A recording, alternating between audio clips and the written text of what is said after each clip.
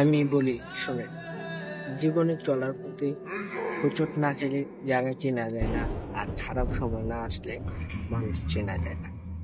যেমন আপনি একটা রাস্তা দিয়ে হাঁটতে গেলে যদি ওই রাস্তায় হোঁচট খেয়ে পড়ে যান, পরবর্তী সময় যদি ওই রাস্তায় দিয়ে হাঁটতে যান, আর অবশ্যই আপনার খেয়াল থাকবে যে আমি ওই রাস্তা দিয়ে হাঁটতে গিয়ে ওই জায়গায় দিয়ে যাইতে গিয়ে হোঁচট খেয়ে পড়ে গেছি। তো সাবধান হয়ে যাবেন যে ওই রাস্তা ওই জায়গায় দিয়ে আমি আর যাবো না, অন্য দিক দিয়ে যাবো।